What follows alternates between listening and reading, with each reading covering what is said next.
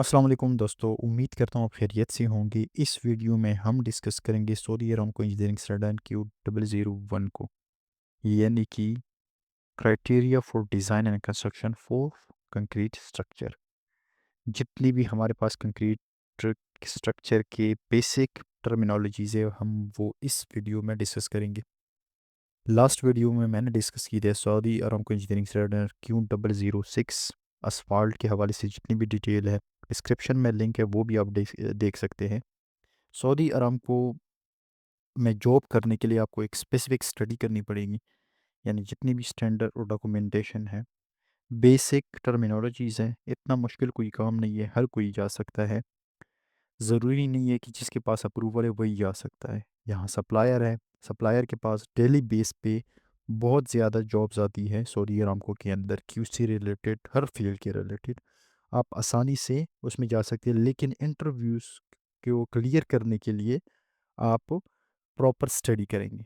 Saudi Aramco की जितनी standard है, सारा तो हर कोई याद नहीं कर सकता सारे, लेकिन बेसिक टर्मिनोलॉजीज़ आपको पता होने चाहिए। अगर आप इस चैनल पे नए हैं तो काइंडली सब्सक्राइब करते, हम एक प्रॉपर गाइडलाइन के साथ सऊदी अरामको के जितने स्टैंडर्ड भी हैं हम डिस्कस करेंगे। एक एक वीडियो बनाएंगे और इसके बाद हम डॉक्यूमेंटेशन भी स्टार्ट करेंगे। जितने भी डॉक्यूमेंटेशन यूज़ हो रहे हैं सऊदी अरामको के अंदर, वो भी डिस्कस करेंगे विद प्रॉपर टेम्पलेट हम देंगे आपको।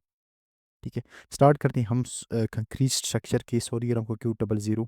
हमारे पास टू टाइप ऑफ कंक्रीट यहाँ यूज़ होते हैं, स्ट्रक्चर कंक्रीट है और एक नॉन स्ट्रक्चर कंक्रीट है।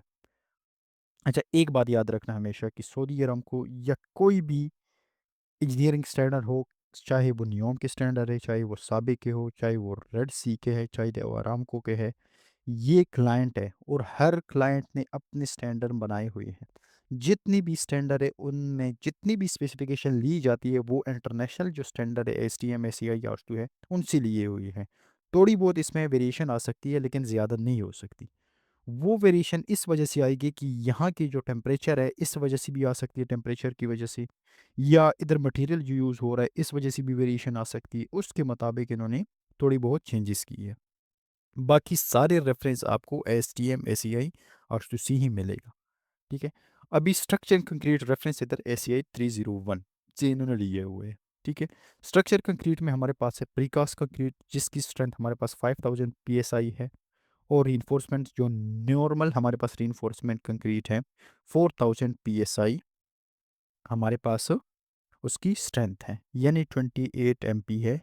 A S T M C39, A S T M C39 जो है वो कंप्रेसिव स्ट्रेंथ और सिलेंड्रिकल स्ट्रेंथ के लिए कोड यूज़ होता है। जितनी भी हमारे पास कंप्रेसिव स्ट्रेंथ फाइंड करते हैं, सिलेंड्रिकल टेस्ट करते हैं, उसकी डिटेल इसमें है। अच्छा, एक और चीज़ याद रखना कि ये 5000 psi है, इसको आप एमपीए में अगर आपसे वो पूछे तो वो किस तरह कन्वर्ट करेंगे। आपने क्या करना है, 28 को मल्टीप्लाई करना है 145.038 के साथ। 1 MPa में आपका है 145.03 PSI, तो आपके पास जो कंप्रेसिव स्ट्रेंथ है आपको आ जाएगी। जैसे कि अभी ये 4000 PSI है ना, ये बनता है 28 MPa। अभी ये 5000 है, आप इसको इस पे डिवाइड कर दें तो आपको अचीव आ जाएगा MPa में। ठीक है, ये बात भी क्लियर हो गई। इसके बाद है नॉन स्ट्रक्चरल कंक्रीट ACI 301.1, ये इसका चैप्टर है। ठीक है, ये 301 ऐसे ही स्ट्रक्चर कंक्रीट के बारे से है, पर इसमें ये चैप्टर 3.01 नॉन स्ट्रक्चरल कंक्रीट है। ली नॉन स्ट्रक्चरल कंक्रीट का मतलब ये है कि वो कंक्रीट जिसमें हमारे पास आरसीसी स्टील यूज़ नहीं होता, जैसे कि लीन हो गया, पीसीसी ब्लाइंडिंग कंक्रीट। ठीक है, उसकी जो स्ट्रेंथ हमारे पास होती है वो 2000 पीएसआई यानी 14 मेगा पास्कल है। ठीक है, ये बात भी क्लियर हो गई। अब हम आगे चलते हैं। याद रखिए कि प्रीकास्ट कंक्रीट जो हमारे पास फैक्ट्रीज वगैरह जो यार्ड वगैरह इसमें तैयार होती है, री एनफोर्समेंट कंक्रीट वो होती है 4000 पीएसआई जो हम ऑन ग्राउंड ही तैयार करते हैं, जिस तरह स्लैब कॉलम हम नॉर्मल करते हैं। ठीक है, नेक्स्ट पे चलते हैं हम। सीमेंट हमारे पास जो यूज़ हो रहा है, ठीक है, टाइप 1 एंड टाइप 5। टाइप 1 मतलब है पोर्टलैंड सीमेंट है, और टाइप 5 है सल्फेट रेजिस्टेंट सीमेंट है। इसका जो ASTM है वो C150 है। अगर आप सल्फेट रेजिस्टेंट सीमेंट और पोर्टलैंड सीमेंट की डिटेल मजीद में जानना चाहते हो, आपको ASTM C150 भी पढ़ सकते हैं स्टडी। स्टैंडर्ड स्पेसिफिकेशन कोई भी याद नहीं कर सकता, ना डिटेल में पढ़ सकता है इतना, ठीक है। ये बोर कर लेता है, बहुत ही मुश्किल से पढ़ा जाता है। ये वीडियोस वगैरह या आप जब प्रैक्टिकल टेस्टिंग करेंगे उसमें अगर आप यूज़ करो तो आपको इजीली ये याद हो सकता है। बाकी आप चीज़ों को प्रैक्टिस के साथ करो तो आपको इजीली याद हो सकता है। सारे स्पेसिफिकेशन स्टैंडर्ड कोई भी याद नहीं कर सकता, लेकिन आपको ये पता होना चाहिए कि जो एग्जांपल ये एस टी एम सी 150 है, या इसमें एग्जांपल आपको इसका कोड नहीं पता, लेकिन आपको ये पता है कि सल्फेट रेजिस्टेंस सीमेंट की क्या स्पेसिफिकेशन है। जब आपने स्पेसिफिकेशन पढ़ी होगी, अगर आपको ये कोड याद ना होगा लेकिन आपको ये याद होगा कि हाँ मैंने ये स्पेसिफिकेशन के अंदर ये चीज़ पढ़ी थी कि टाइप वन जो है वो पोर्टलैंड सीमेंट के बारे में है, ठीक है। चलते हैं आगे। Water cement ratio for structure concrete, हमारे पास जो वाटर सीमेंट रेशो हम यूज़ होंगे वो 0.4% है, यूज़ करेंगे। इसके बाद हम लीन एंड ब्लाइंडिंग कंक्रीट जब हम करेंगे ना, तो उसमें हमारे पास वाटर जो रेशो है वो 0.6% यूज़ करेंगे, ठीक है। स्लम्प की जो हमारे पास रेंज है 140 plus minus 50, A S T M C 143 है स्लम्प कॉन्टेस्ट के हवाले से, स्लम्प जो हम फाइंड करते हैं, ठीक है। ये सारे इंटरव्यू क्वेश्चन है और बेसिक टर्मिनोलॉजीज है जो मैंने ली हुई है सऊदी अरब को Q001 से, ठीक है। वो भी मैं आपको डिस्क्रिप्शन में दे दूंगा, वहाँ से अगर आप पढ़ सकते हैं तो डिटेल के साथ आप डिस्क्रिप्शन से डाउनलोड करके पढ़ सकते हैं, उसको भी आप रीड कर लें, ठीक है। टेम्परेचर हमारे पास ये इंटरव्यू में आपके से इजीली पूछ सकते हैं कि हमारे पास जो स्ट्रक्चरल कंक्रीट होती है इसके टेम्परेचर कितना होना चाहिए, कंक्रीट हम करेंगे कितना टेम्परेचर होगा। तो आपका मिनिमम जो है वो 5 से नीचे नहीं होना चाहिए, और आपका ज़्यादा 35 से यूज़ नहीं होता। और ये इसका जो एस टी एम है वो 1064 है, ठीक है। अभी अगर एग्जांपल आपके पास टेम्परेचर यहाँ से ज़्यादा हो गया, 35 सेंटीग्रेड से ज़्यादा हो गया, तो आपने क्या करना है, यहाँ पे जो अरामको प्रोजेक्टिव पे यूज़ होता है वो यूज़ होता है लिक्विड नाइट्रोजन, एक एडमिक्सचर है टेम्परेचर को डाउन करने के लिए, कंक्रीट के टेम्परेचर को डाउन करने के लिए। दूसरी ये कि आप इसको थोड़ा सा अपडेट भी कर सकते हैं कि हम यहाँ पर हमारे पास जो टाइमिंग है वो 90 मिनट है, आगे हम डिस्कस कर देंगे, टाइम मैंने डिफाइन किए हुए हैं। अगर आपने टाइम के अंदर ही आपने करना है, लेकिन अगर एग्जाम्पल आपको ये पता है कि आप कर सकते हो इस टाइम के अंदर, तो आप इसको 15-20 मिनट भी दे भी सकते हो। एग्रीगेट जो साइट हमारे पास कंक्रीट की यूज़ होता है 10 mm to 20 mm, Saudi Aramco materially system specification है 088 के मुताबिक।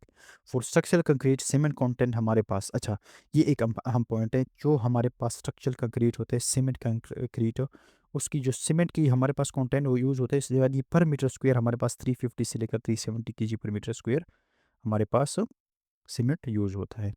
नॉन स्ट्रक्चरल कंक्रीट में हमारे पास 250 केजी पर metre square A T M M 150 के मुताबिक, ठीक है। यानी कि स्ट्रक्चरल कंक्रीट के लिए हमारे पास जो सीमेंट कंटेंट मतलब ये है कि पर मीटर स्क्वायर में हमारे पास 350 से लेकर 350 केजी पर मीटर में ये इतना सीमेंट यूज़ होता है। और 250 नॉन स्ट्रक्चर में हमारे पास 250 केजी पर मीटर स्क्वायर यूज़ होता है। कंक्रीट प्योरिंग, अच्छा कंक्रीट प्योरिंग जो हमारे पास हाइट होती है ना वो हमेशा 1 मीटर होती है आरामको प्रोजेक्ट पे। बाकी प्रोजेक्टों पे हमने देखे हैं 1.5 मीटर भी है। ये किस इसका मकसद क्या है, ताकि ब्लीडिंग ना आ जाए, ठीक है, ब्लीडिंग ना आ जाए, सेग्रीगेशन ना आ जाए। डिलीवरी नोट चेक, अच्छा ये रिक्वायरमेंट जब आपके पास कंक्रीट आ जाए ना, तो आपने सबसे पहले as a QC inspector, as a QC engineer आपने क्या करना है, डिलीवरी नोट को चेक करना है। 90 मिनट के अंदर आपने ये चीज़ चेक करनी है, कंक्रीट करनी है। और इसका जो जब आपके पास टी एम आता है ना, सी टी एम और एजिटेटिंग ट्रक भी इसको कहते हैं, इसका जो रिवोल्यूशन टाइम है वो टाइम है, रिवोल्यूशन टाइम जो आपका जो ड्रम होता है ना पीछे वो घूमता रहता है, तो उसका जो रिवोल्यूशन टाइम होता है ना वो 300 पीपीएम, पाउंड पर मिलियम समथिंग है इसका, ये घूमता रहता है। इसकी साइड पे ना जो ट्रक होता है ना, टीएम होता है ना, उसकी साइड पे एक गेज लगा होता है, उसमें ये रीडिंग आपकी आती है। वाइब्रेटर जो हम यूज़ करते हैं वो हम 3 to 5 सेकंड यूज़ करते हैं। 90 एंगल मतलब बिल्कुल स्ट्रेट आपने करना है, एग्जांपल आपने बिल्कुल स्ट्रेट करना है, या आप कंक्रीट कर रहे हो 3-5 2 सेकंड, आपने क्या करना है कि बेस से टच नहीं करना, यानी कि आपने जो वाइब्रेटर है आपने नीचे बेस से टच नहीं करना है, और एक ही टाइम पे आपने 3 to 5 सेकंड यूज़ करना है, फिर यहाँ से उठाना है, फिर दूसरी जगह पे आपने प्लेस करना है, ठीक है। अब हमारे पास 3 टाइप जो है, अगला एक नेक्स्ट टाइप है लाइट वेट कंक्रीट की, भी सऊदी अरामको इंजीनियरिंग Q001 में डिस्कशन हुई है। Light weight concrete, low density या पॉन्ड कंक्रीट, ठीक है। ये किस लिए यूज़ होती है, यूज़ फॉर मेंटेन स्लोप, जब हम ऊपर रूफ के ऊपर स्लोप मेंटेन करते हैं इसके लिए यूज़ होते हैं, या बाकी भी ऐसे कोई स्लोप वगैरह जहाँ यूज़ होते हैं ना, तो उस पे भी हम क्या करते हैं, ये लाइट वेट या फोम कंक्रीट यूज़ करते हैं। इसका जो कंप्रेसिव स्ट्रेंथ है वो 1400 से लेकर 1900 PSI तक है। डेंसिटी इसकी जो है 6 40 केजी पर मीटर स्क्वायर है, ठीक है। अच्छा, एक और चीज़ जो अच्छा इसकी जो कंटेंट है ना वो है 270 लीटर, 0 पॉइंट, यानी कि वाटर आपने क्या करना है इसमें डेंसिटी में आपने क्या करना है, वाटर आपने क्या कितना यूज़ करना है, 270 लीटर यूज़ करना है। फॉर्मिंग एजेंट ये एडमिक्सचर है। फॉर्मिंग एजेंट जब आपने फॉर्म कंक्रीट करनी है, फॉर्मिंग एजेंट है 0.85 आपने यूज़ करना है। और सीमेंट आपने क्या करना है 600 केजी आपने यूज़ करना है, ठीक है। आगे हम चलते हैं स्क्रीडिंग। स्क्रीडिंग कंक्रीट, आपको पता होगा स्क्रीडिंग कंक्रीट क्या होता है। अ, इसका जो हमारे पास स्क्रीडिंग का साइज़ होता है ना, वो एग्रीगेट जो साइज़ है वो हमारे पास 3/8 16 mm 16 mm से लेकर 20 mm तक है। और 3/8 16 जब आप स्क्रीडिंग करेंगे तो आप एग्रीगेट साइड उसमें 10 mm यूज़ करते हैं, ठीक है। अच्छा, जहाँ पे आप फाउंडेशन करेंगे, एग्जांपल फाउंडेशन या कॉलम या एग्जांपल आपका बेसमेंट आ जाए ना रिटर्निंग वॉल, तो अपनी जो बिचुमन कोटिंग है 2 कोट ऑफ हॉट बिचुमन कोटिंग करने हैं। और इसका जो थिकनेस है ना वो आपकी 730 से लेकर 750 माइक्रोन थिकनेस तक होता है, ठीक है। ये 0.00 समथिंग के मीटर बनता है, ये आप चेक कर लीजिए, लेकिन माइक्रोन में ये है। कंक्रीट प्लेसिंग, ठीक है।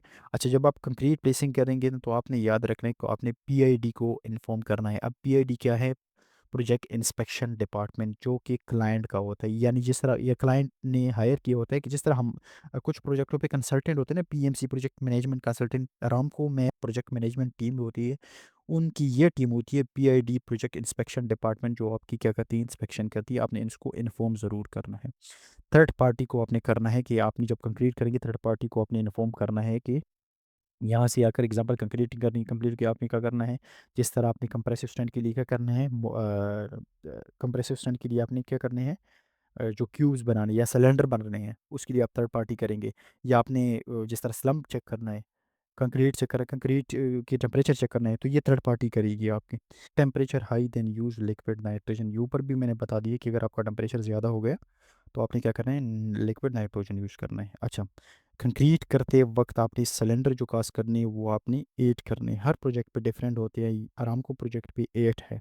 4 आपने लैब पे के लिए करने हैं, 4 आपने साइट के लिए करना है। इसका मतलब ये कि आपने जहाँ कंक्रीट करनी है 4 आपने साइट पे रहने देना, उधर ही रहने दे, और 4 आपने लैब लेके आने हैं।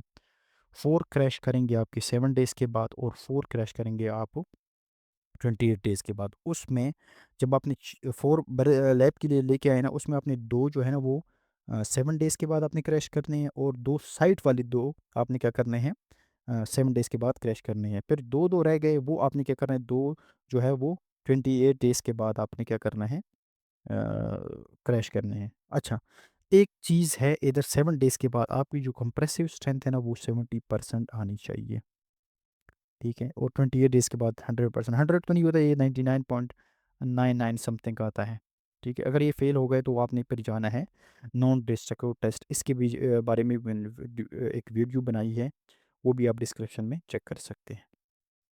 अच्छा, interval time between 2 TM 20 minutes, इसका मतलब ये है ना कि अब TM आती है, अभी कंक्रीट आपने करनी ये ज़्यादा है।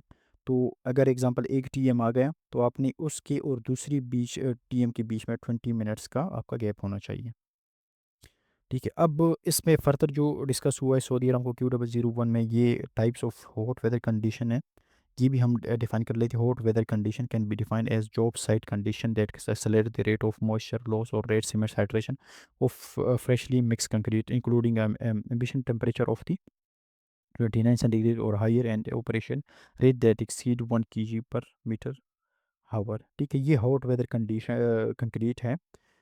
इसको आप डिटेल से पढ़ लीजिए। ये इतना जितने जब इसका टेम्परेचर ज़्यादा होते हैं ना, एक स्पेसिफिक चीज़ों के लिए यूज़ होता है, ठीक है। इसकी स्पेसिफिक चीज़ों के लिए hot weather condition concrete use होता है। ये आप खुद ही रीड कर ले, आपको समझ आ जाएगी। स्पेसिफिकेशन भी मैं आपको प्रोवाइड कर लूँगा। अब मास कंक्रीट है any volume of structural concrete in which combination of dimension member being cast the boundary condition, the characteristic of the concrete mixture, and the ambition condition can lead to undesirable thermal stresses, crashing, deleterious chemical reaction, or reaction in the long term strength as a result of the violate concrete temperature due to heat of the hydrogen। Mass concrete किस लिए कहा जाता है, मास concrete के बारे में मेरी एक वीडियो बनी हुई है, वो भी आप जाके चेक कर सकते हैं।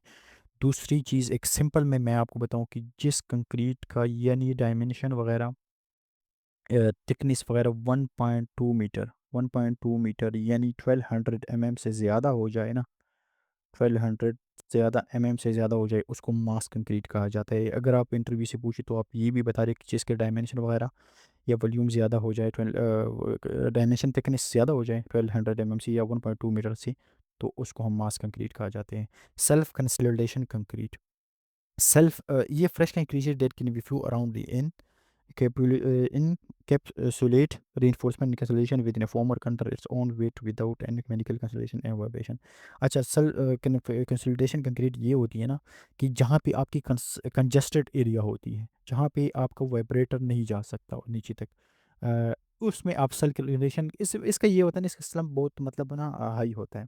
स्लम्प हाई होता है तो और ये खुद ब खुद आपकी कंसोलिडेट का मतलब है तह जाना है, आपको खुद ये मूव करेगी। एक इसमें वाटर की रेशो थोड़ी ज़्यादा होती है, फ्लो ज़्यादा कर लेते हैं ताकि ये खुद जाके खुद ही सेटल कर लेती हैं। Environmental engineering concrete structure intent for conveying, storing or treating water, wastewater or other non-hazardous liquid and for secondary containment of hazardous material. ठीक है, इन्वायरमेंटल इंजीनियरिंग कंक्रीट स्ट्रक्चर, ये असल में ये जो कंक्रीट टाइप्स बनाए लास्ट में डिफाइन हुई है ना, कोई भी इसमें बहुत ज़्यादा कम यूज़ होती है। जब अब कोई स्पेसिफिक कोई ऐसा स्ट्रक्चर आ जाए ना, तो उसमें ये चीज़ें यूज़ होती हैं। बाकी बेसिक जो मैंने आपको बता दी ऊपर, सारा सब कुछ मैंने बता दिया। किसी भी रिलेटेड क्वेश्चन है तो आप कमेंट सेक्शन में पूछ सकते हैं। डिस्क्रिप्शन से आप इसकी प्रॉपर डिटेल भी सऊदी अरामको Q001 भी आप डाउनलोड कर लें, मैं आपको दिखा देता हूँ। तो वो भी अगर आप डाउनलोड करें उधर से आप चेक कर सकते हैं। ये इसकी कंप्लीट है, Saudi Aramco engineering standard criteria Q001, ये भी आप कंप्लीट होंगे, 23 पेजेस हैं। ये डिटेल है थोड़ी सी, आप ये भी यहाँ से आपको जहाँ से स्कोप स्टार्ट हुआ है ना, डेफिनेशन वहाँ से आपको इसको रीड कर सकते हैं। ठीक है, किसी भी रिलेटेड क्वेश्चन है तो आप कमेंट सेक्शन में पूछ सकते हैं। Thank you.